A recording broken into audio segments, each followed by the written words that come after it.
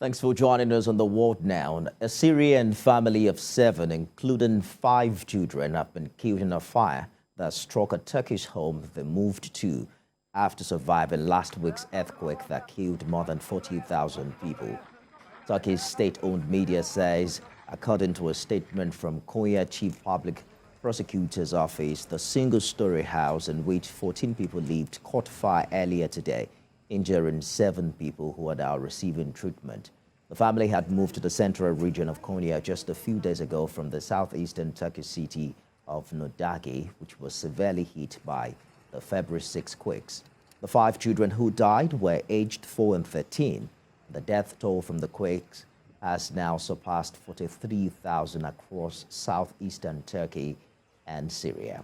Well, let's talk to global affairs analyst Kelvin Dark for more on the devastating earthquake in Turkey and Syria. You wonder, Mr. Dark, if there is anything that could have been done differently to prevent the kind of casualty we're witnessing on such a great scale. For instance, Turkey sits on active fault zones that is known to have a long record of earthquake activity.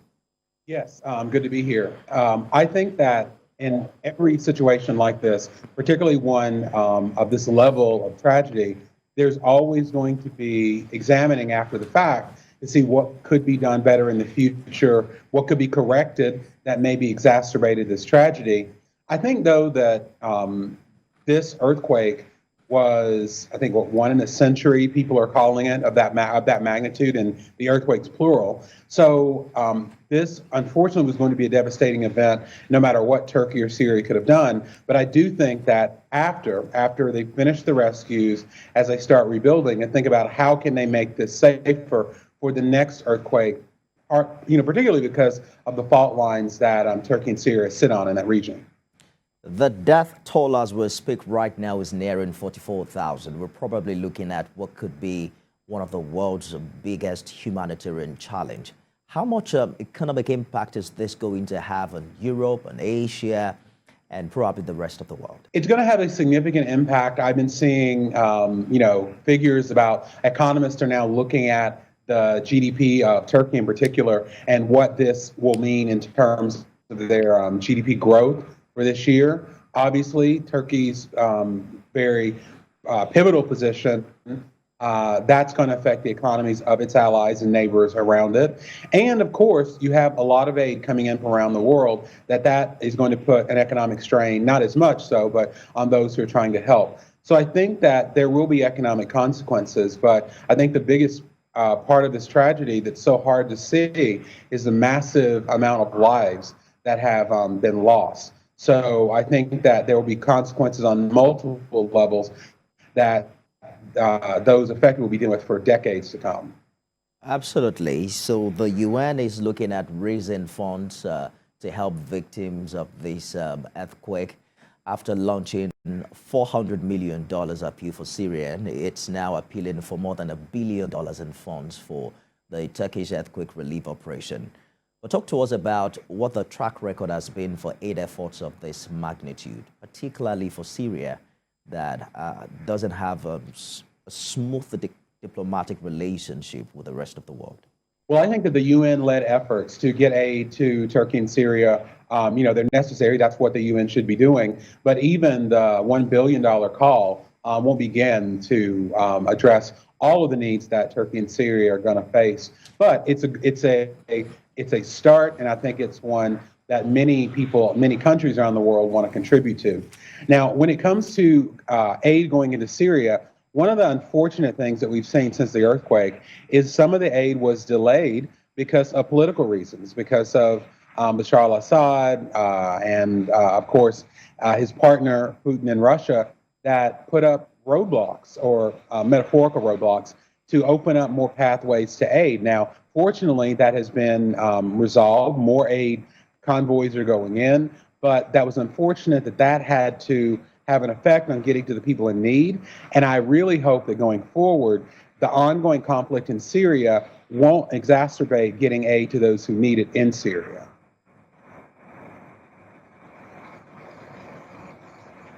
humanitarian aid going to Syria?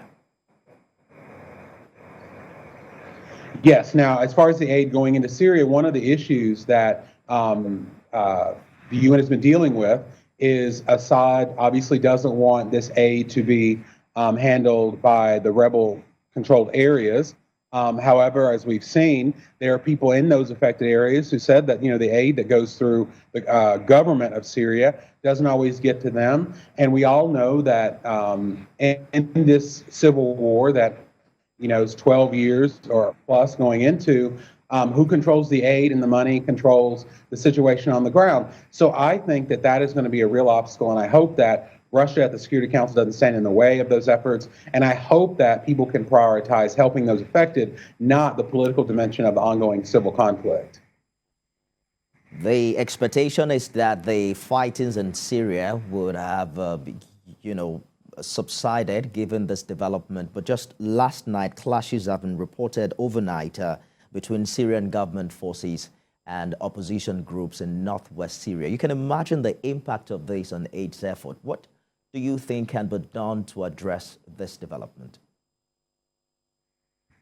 Unfortunately, I think that the biggest thing that could be done should have been done 6, 8, 10, 12 years ago.